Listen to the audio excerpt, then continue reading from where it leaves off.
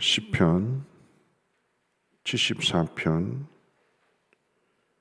12절 말씀부터 23절까지 한 절씩 교독으로 읽겠습니다. 하나님은 예로부터 나의 왕이시라. 사람에게 구원을 베푸셨나이다.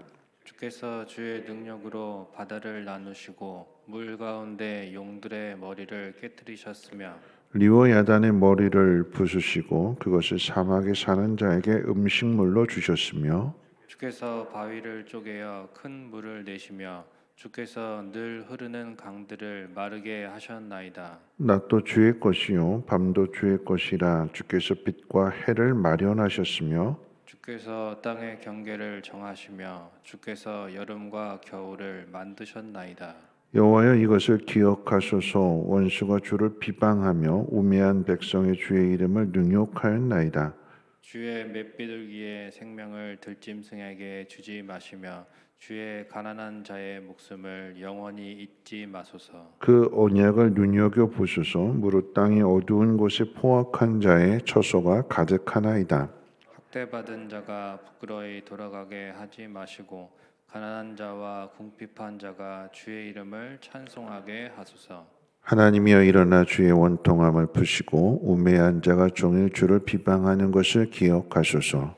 주의 대적들의 소리를 잊지 마소서. 일어나 주께 항거하는 자의 떠드는 소리가 항상 주께 상달되나이다. 아멘. 시편 74편의 말씀은 이스라엘이 바벨론의 침략을 받아서 고난을 당하게 될 때, 바벨론의 포로로 잡혀가서 당하는 그 고난 속에서 하나님의 은혜를 구하는 탄원시라고 했습니다. 성경은 고난을 당할 때 기뻐하라고 가르칩니다. 왜냐하면 고난을 당할 때에 유익이 있기 때문에 그런 거죠. 고난을 당하게 되는 이유는 두 가지인데, 첫째는 오늘 이 본문의 상황으로 이야기한다면 하나님 백성이 하나님 백성답게 살지 않았기 때문에, 즉 하나님에게서 멀어지고 세상을 따라가게 되고 욕심을 따라감으로 인하여서 죄를 범하여서 하나님께서 다시 정결하게 하시기 위한 고난일 수도 있고요. 또 한편으로는 하나님께서 믿음으로 훈련하시고 연단하시는 과정 속에서의 고난일 수도 있습니다. 어쨌든 고난을 통해서 하나님께서는 우리에게 유익을 주신다라고 하는 것이고, 또 성경은 의인은 고난이 많다라고 이야기를 합니다. 그런데 우리가 의롭다라고 하는 것은 예수님께서 그리스도의 보혈의 피로 우리를 씻어서 하나님의 자녀 삼아 주셨기 때문에 의롭다 칭함을 받고 인정을 받는 것이지, 의에 대하여 우리가 완전한 것은 아니지요. 그래서 하나님께서 우리를 건져내시고 하나님 자녀 삼아 주셨기 때문에 수많은 고난들을 통해서 그 믿음을 의롭게 만들어 가시는 것입니다. 그러니까 고난이 있기 때문에 그 고난 때문에 우리의 믿음도 성장하게 되는 거예요. 여러분, 고난이 주는 유익을 한번 생각해 본다면, 여러분, 고난은 우리를 정결하게 합니다. 고난을 통해서 우리 안에 있는 더러움들을 다 깨끗하게 씻어내는 거예요. 잘못된 것들을 씻어냅니다. 그렇기 때문에 고난은 우리를 겸손하게 만들어줍니다. 죄를 범할 때는 하나님에게서 멀어지게 되는 것이고, 하나님의 뜻대로가 아닌 그저 내 마음대로 내 욕심대로 살고 싶은 게 그게 죄의 본성이잖아요. 그런데 하나님도 없는 것처럼 그렇게 살아가던 사람이 고난을 통해서 다시 하나님 앞에 무릎 꿇게 하는 것은 겸손입니다. 그런데 고난이 주는 유익 가운데 정말 중요한 것은 무엇이냐면 우리를 지혜롭게 한다라고 하는 것입니다. 오늘 본문에서도 12절에 보시면 하나님은 예로부터 나의 왕이시라. 사람에게 구원을 베푸셨나이다. 전에는 하나님과 같아지려고 했고 하나님보다 더 높아지려고 했던 사람이 고난을 당함으로 인하여서 하나님이 우리의 왕이시고 하나님께서 우리를 고난 가운데 건져주시는 구원주이심을 고난을 통해서 배우게 되는 거죠. 깨닫게 되는 것입니다. 그런데 더 깊은 것들을 알게 될 때 여러분 14절에 보시면 리워야단의 머리를 부수시고 그것을 사막에 사는 자에게 음식물로 주셨으며, 여러분 이 이야기는 요한계시록에나 나올 이야기입니다. 근데 바벨론의 포로를 당하는 그런 현실들 속에서 하나님이 행하실 일들을, 깊은 그 영적인 통찰력을 하나님께서 고난당하는 하나님의 자녀들에게, 백성들에게 허락해 주시는 것입니다. 그 가운데 여러분 17절 말씀 보시면 이렇게 땅의 경계를 정하시며 주께서 여름과 겨울을 만드셨나이다. 하나님 구원주이실 뿐만 아니라 창조주이심을 고백하게 되는 거예요. 근데 그 창조주 하나님께서 땅의 경계를 정해 놓으셨습니다. 물로 다 덮여져 있던 이 땅을 하나님께서 물은 한 곳으로 모이라고 하셨고, 묻을 드러내셔서 그 묻에다가 각종 씨 맺는 그런 채소며 나무며 식물들을 자라게 하셨어요. 그리고는 그 물이 땅을 침범하지 못하도록 경계를 정해 놓으셨어요. 여러분 바다라고 하는 것은 깊음을 상징하고 어둠을 상징하기 때문에 그 당시에 고대 근동에서는 이 바다를 악의 세력으로 생각을 했어요. 거기서 그러니까 요한계시록에도 용이 나오게 되는 그런 장소이기도 하고, 근데 그 악이 하나님이 정하신 경계를 넘지 못하도록 하나님께서 그렇게 정해 놓으셨습니다. 그 가운데 해를 만드시고 빛을 내시면서 여름과 겨울을 정하셨어요. 여름도 있고 겨울도 있고 그 가운데 봄도 있고 가을도 있는 이 모든 것들은 해를 통해서 이루어지게 되는 일들인데, 봄이 주는 유익이 있고 여름이 주는 유익이 있고 가을 겨울이 주는 유익이 있습니다. 덥다, 춥다, 아주 극명한 그런 대조 속에서도 하나님은 그 모든 것들로 인하여서 필요하기 때문에 하나님께서 그 모든 것들을 정하셨고, 정한 것을 통해서 유익을 우리에게 주신다라고 하는 것입니다. 자, 하나님은 창조주이실 뿐만 아니라 구원주이시기도 합니다. 리워야단의 머리를 깨트려서 사막에 있는 모든 생명체에게 음식물로 주신다라고 했을 때에 하나님께서 건져내시는 거예요. 먹이시는 것입니다. 여러분 18절 말씀 한번 보시면 같이 한번 읽어볼까요? 18절입니다. 시작. 여호와의 이것을 기억하소서. 원수가 주를 비방하며 우매한 백성이 주의 이름을 능욕하였나이다. 자, 이 원수에 대해서 이야기를 하게 될 때에 원수는 고난을 당하는 그 유익과 정반대 일들을 행하게 됩니다. 원수는 지금 고난 당하는 이스라엘을 조롱하고 있는데, 이스라엘만 조롱하는 것이 아니라 곧 하나님을 조롱하는 일이에요. 하나님을 조롱한다라고 하는 것은 너희 하나님이 어디 있느냐? 너희 하나님이 있으면 내 손에서 한번 구원해 봐라.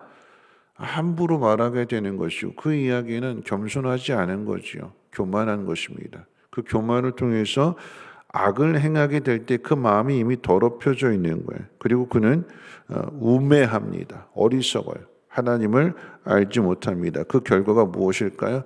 망하게 되는 거예요. 망하게. 의인은 고난을 통해서 구원을 받게 되지만 악인은 그 고난의 주체가 됨으로 인하여서 결국은 망하게 되는 것입니다. 여러분, 구원받는 사람과 또 멸망당하는 그 악인의 행동이 구분이 돼요. 오늘 성경에서 표현하는 것으로 이야기한다면 멸망당하게 될 원수, 그 악인들은 행동이 들짐승같이 포악해집니다. 가지고 있는 힘을 가지고 연약한 자들을 학대해요. 결국 그 이야기는 힘을 잘못 사용하는 것입니다. 그래서 망하는 거예요. 하나님이 힘을 주셨는데, 그런데 그 힘을 잘못 사용합니다. 그리고는 그 결과로 망하게 되는 거죠. 반면 구원을 받게 되는 사람은 맷 비둘기로 표현하는 것처럼 지극히 연약합니다. 들짐승과 맷 비둘기의 비교예요. 힘이 없기 때문에 당합니다. 여러분들 기억해야 되는 것은 고난 당하는 사람이 해야 될 일이 있다라고 하는 거죠. 힘이 없을지라도 힘이 없는 가운데서 아무것도 할 수 없는 것이 아니라 여러분 지극히 작은 그저 숟가락 들 만한 힘이 있다 할지라도 아니 눈만 껌뻑껌뻑거리는 겨우 눈꺼풀 하나 열을 수 있는 그런 힘이 있다 할지라도 해야 할 일이 있다라고 하는 얘기예요. 연약한 자가 당하는 자가 그 일이 뭘까요? 기도하는 일입니다.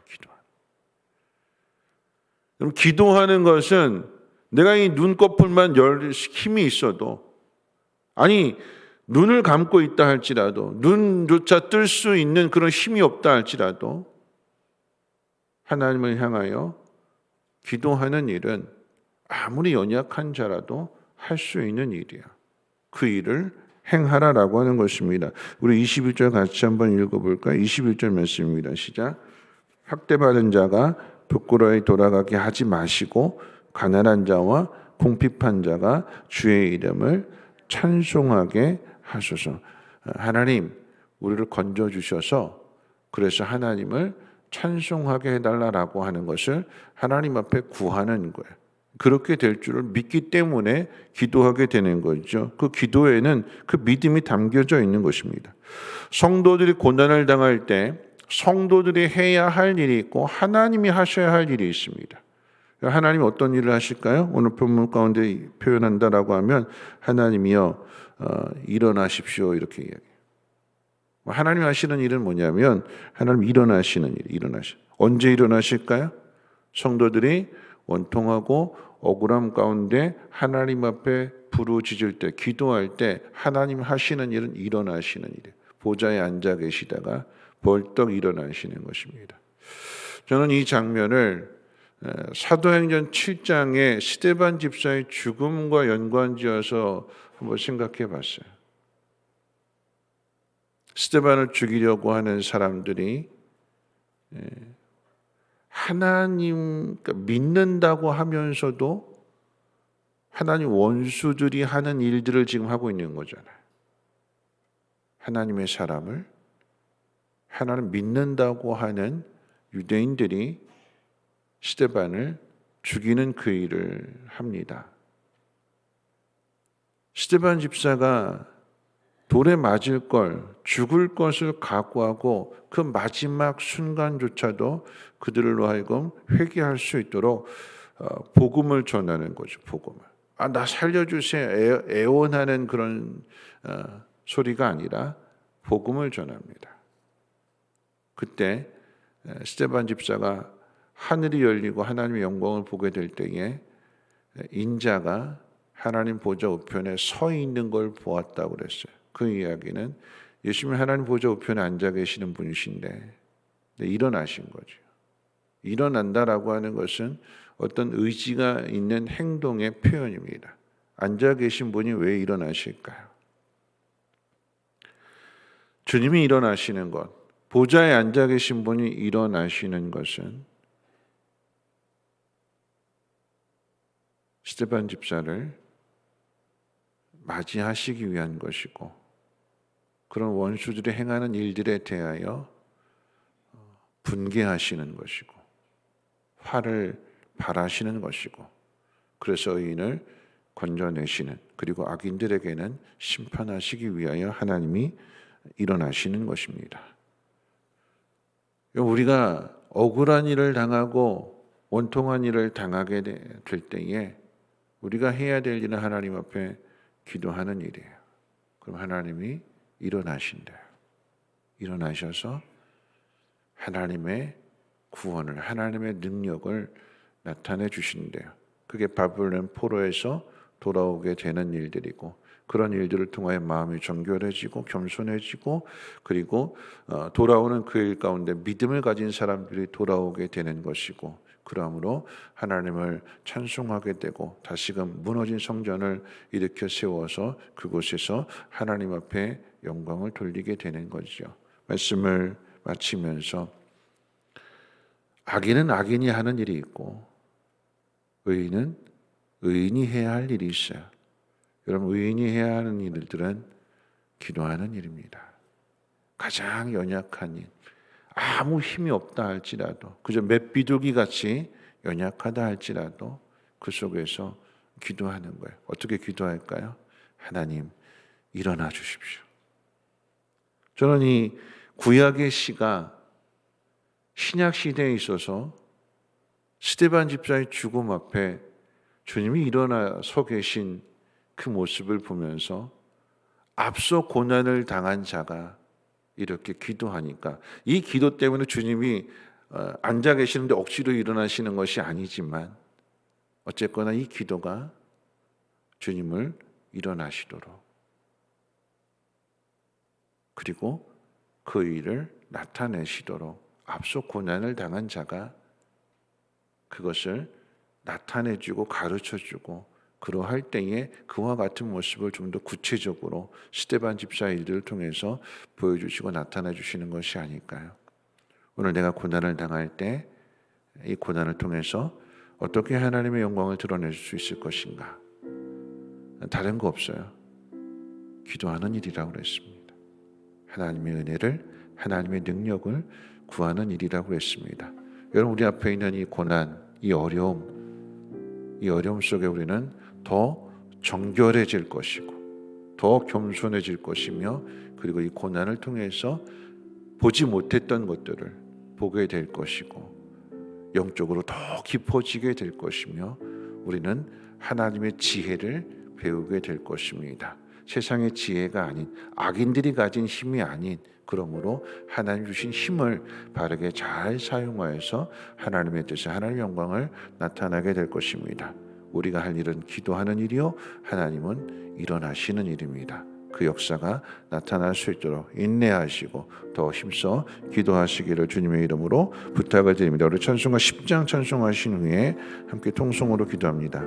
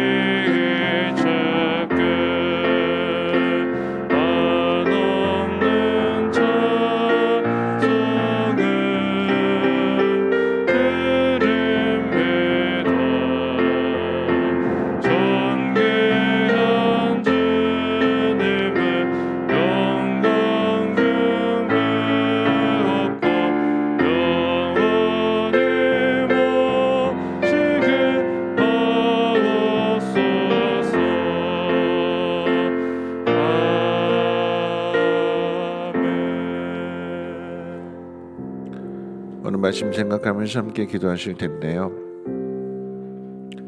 악인이 악을 행할 때 의로운 사람은 당하는 거잖아요. 그러면 화나지요. 의인도 화납니다. 속상합니다. 억울하고 분통합니다. 근데 우리만 그런 것이 아니라 하나님도 화가 나시는 거예요. 그러니까 어떻게 해요? 일어나신다고 그랬어요. 우리가 억울함을 당할 때, 원통한 일을 당할 때 하나님 일어나 주십시오. 하나님 일어나신다고 그랬어요. 일어나셔서 하나님의 뜻을 행하실 것이고 우리를 건져내실 것입니다. 그런데 바벨론의 포로 생활을 70년이라고 하는 때가 있었듯이 그때는 하나님이 정하시는 거예요. 건져내시는 때는 조금 더 두어서 우리를 더 다듬으시고 더 겸손하게 하시고 더 정결하게 하시는, 당장이 아닐지라도 하나님은 그 기간을 통해서 하나님 택하신 자녀들을 더 훈련하시는 거예요. 그리고 지혜를 가르쳐 주시고 분명한 하나님의 뜻이 있기에 하나님께서 반드시 그 일을 행하신다라고 하는 것을 우리가 믿는다라고 한다면 기다리면서 또 기대하면서 그리고 기도하는 일이죠. 하나님 앞에 기도할 수 있는, 그러므로 하나님의 영광을 나타낼 수 있는 우리 모두가 되게 해달라고. 이 코로나 시대 왜 빨리 끝내주시지 않을까요? 하나님께서 믿는 사람들을 다듬어 주시는 것이고 믿음을 가지라, 믿음대로 행하라라고 하는 것입니다. 우리에게 주어진 모든 일들, 억울하고 원통한 일들 속에서 하나님 영광이 나타날 수 있도록 하나님 일어나 달라고 함께 통성으로 하나님 앞에 기도합니다. 거룩하신 하나님 감사합니다. 하나님 일어나 주십시오. 하나님 억울하고 원통하고 분한 일들이 있을 때에 하나님 나 혼자 당하는 것이 아니라 하나님도 함께 화가 나시고 분개하신다고 했습니다. 하나님 일어나셔서 하나님 택하신 자녀들을 건져 주십시오. 하나님 그 억울함을 갚아 주십시오. 하나님이 계시기 때문에, 갚아주시는 하나님이 계시기 때문에 하나님 우리는 조금 더 인내할 수 있습니다. 조금 더 기다릴 수 있습니다. 하나님 기다리는 그 과정들을 통하여서 우리가 더욱더 겸손하여지게 하시고 정결하여지게 하시고 그러함으로 하나님의 지혜를 배울 수 있는 그 깊은 은혜를 우리 가운데 허락해 주시옵소서. 영적인 통찰력을 갖게 하여 주시고 하나님의 깊은 것을 깨달을 수 있도록 성령께서 조명하여 주심으로 인하여 우리에게 주신 이 시간들을 잘 인내하며 견뎌낼 수 있도록 하나님 도와주시옵소서. 전능하신 하나님의 능력을 믿사오니 하나님 그 능력으로 우리를 건져주시옵소서. 하나님 일어나시고 하나님의 의를 나타내 주시옵소서. 악인을 멸하여 주시고 의로운 자들을 건져내시고 그러함으로 우리의 믿음이 더욱더 깊어지며 큰 믿음 되어줄 수 있도록 하나님 복의 복을 더하여 주시옵소서.